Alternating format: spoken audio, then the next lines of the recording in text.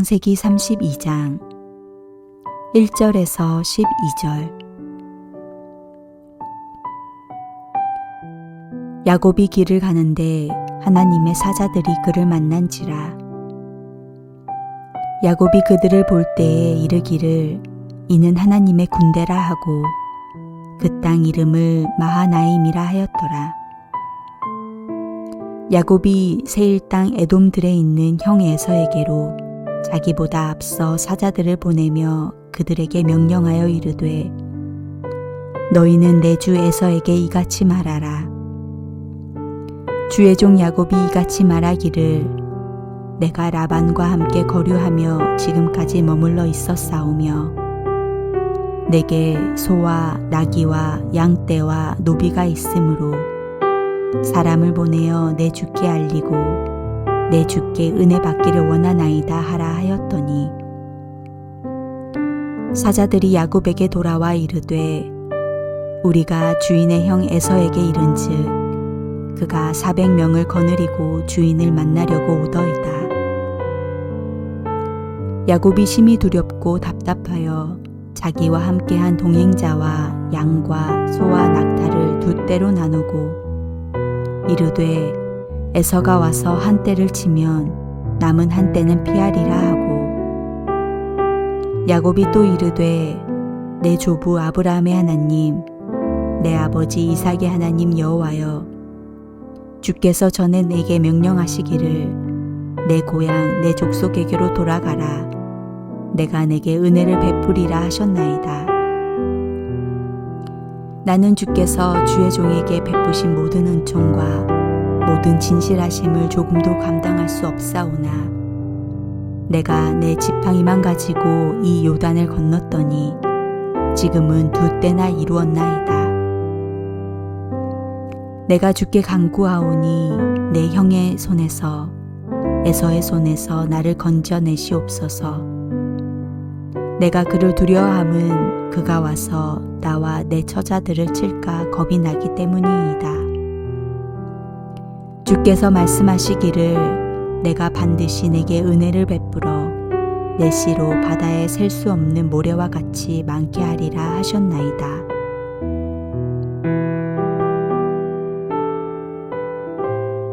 야곱이 외삼촌이자 장인인 라반의 집에서 살았던 20년은 갈등의 시간들이었습니다.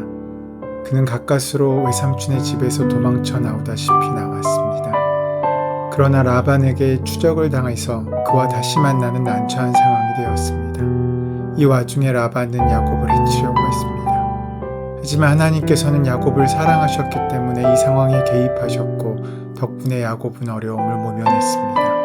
그리고 드디어 하나님의 도움으로 야곱은 처자식과 재산을 모두 이끌고 그토록 그리워하던 아버지의 집으로 돌아가는 여정에 오릅니다. 그러나 그토록 그리워했던 고향 땅이지만 그곳으로 가는 그 마음은 그리 편하지 않습니다. 멀리 있을 때는 그립기만 했던 아버지의 집이었지만 가까이 다가설수록 그는 두려움에 떨게 됩니다.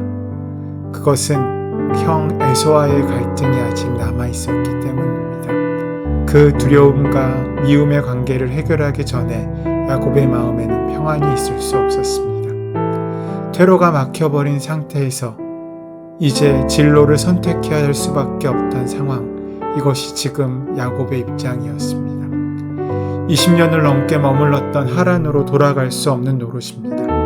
어렵게 라반의 집을 떠나온 데다가 라반과 계약을 맺어서 이제 서로의 땅을 침범하지 않겠다고 약속까지 한 상황이기 때문입니다.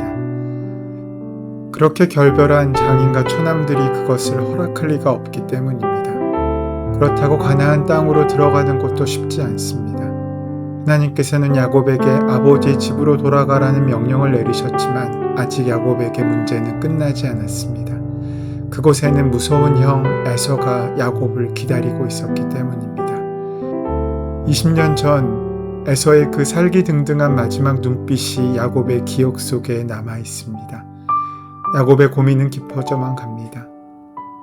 이제 문제는 31장에서 고향으로 돌아가라고 말씀하셨던 하나님의 말씀을 들을 것인지 아니면 형 에서에 대한 두려움으로 그저 도망쳐야 하는 것인지에 대한 선택에 달려 있었습니다. 하나님의 함께 하심을 믿고 든든하게 의지하며 돌아갈 것인가? 아니면 하나님의 말씀을 믿기보다는 자기의 안전을 스스로 꾀할 것인가? 라는 문제 말입니다. 야곱은 자신만 생각하며 살았습니다.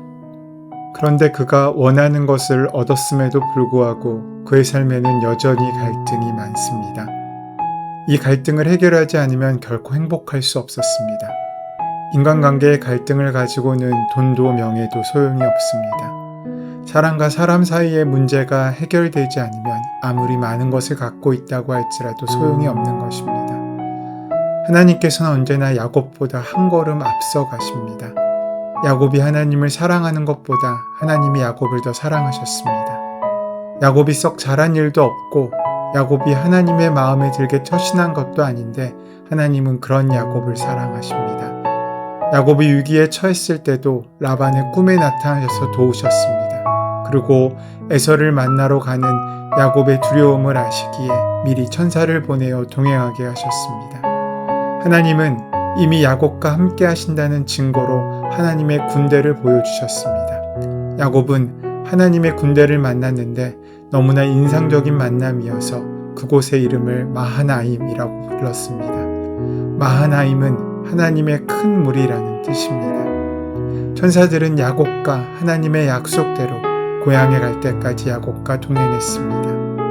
그러나 그에게 형에 대한 두려움은 좀처럼 해결되지 않았습니다. 결국 그는 하나님을 전적으로 의지해 볼 계획보다는 형에게 예물을 보내려는 계획을 겉들여 세웁니다.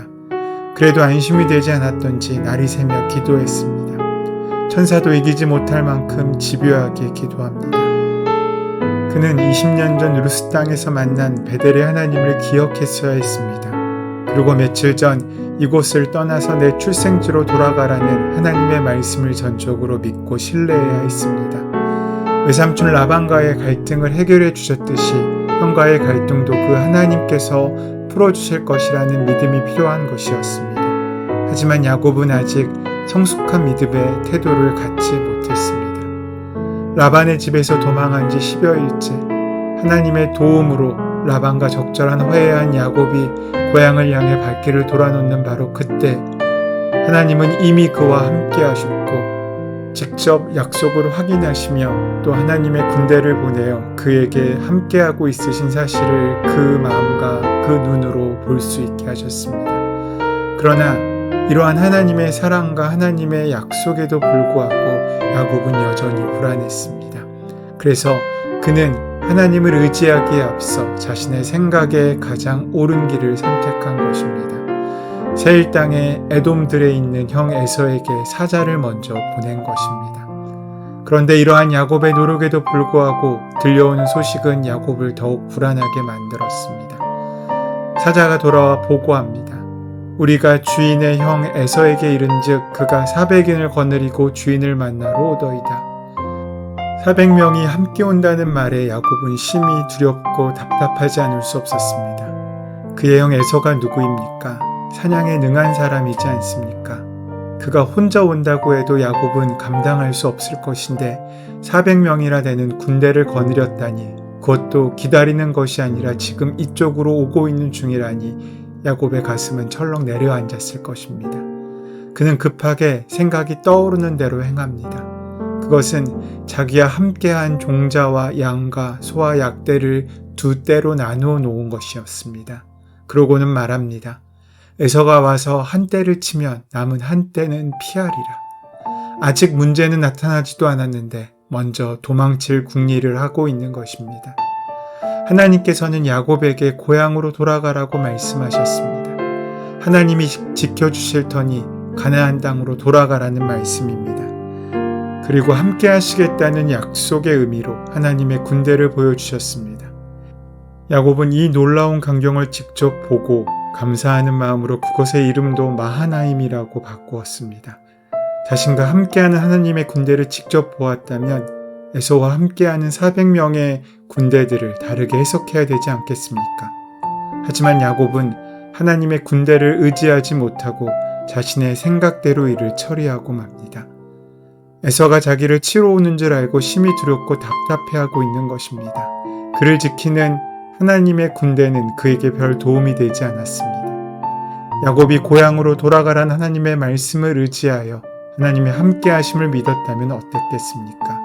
그렇다면 그는 그 상황에서도 평안하게 그 모든 것들을 감당할 수 있었을 것입니다. 그는 하나님을 의지하는 것 같았지만 실제로는 자신을 의지하였고 이것이 바로 야곱의 본 모습이었고 우리의 모습이기도 합니다. 에서가 400명을 이끌고 오고 있다는 소식을 듣고 그는 비로소 기도합니다. 하나님의 약속은 분명하지만 자신은 무능하고 믿음 없다고 고백합니다. 그는 자기만을 믿었습니다. 그래서 이러한 위급 상황이 닥쳐서야 비로소 하나님께 진지하게 자신의 문제를 맡기며 기도했습니다. 사람은 급하면 하나님을 찾습니다. 인간의 절망은 하나님에 대한 발견으로 이어집니다. 그 마음이 가난해야 하나님을 찾습니다. 인간적인 방법과 의지가 모두 소용없게 될 때 우린 하나님을 찾고 매달리게 됩니다. 하지만 그렇게 불완전하게 기도하는 우리의 기도도 응답하시는 하나님이십니다. 여러분, 산다는 것이 두렵고 미래가 불안하면 우린 하나님께 나가야 합니다. 야곱처럼 기도해야 합니다. 약속을 붙잡아야 합니다. 죽은 자가 아닌 산자의 하나님을 붙잡고 우리의 무능함을 고백하며 하나님의 축복을 기억할 때 하나님은 그런 우리의 기도도 들으시고 응답하실 것입니다. 오늘 하루 하나님을 참되게 의지하는 하루가 되시기를 소원합니다. 그 은혜 가운데 하나님의 역사가 이루어지는 은혜를 만나게 될 것입니다. 하나님의 나라를 약속하신 하나님, 그 나라를 진심으로 소망하며 기도함으로 우리의 현실을 이겨내는 믿음의 성도가 되게 인도하여 주시옵소서. 하나님이 열어주시는 귀한 새날을 살 수 있도록 축복하시고 함께하여 주시옵소서. 우리 주 예수 그리스도의 이름으로 기도드립니다. 아멘. 이제 주신 말씀을 기억하며 이 말씀이 우리의 삶 가운데 귀한 방향이 될 수 있도록 기도함으로 힘을 얻고 나아가는 귀한 은혜의 시간을 갖도록 하겠습니다. 함께 기도합니다.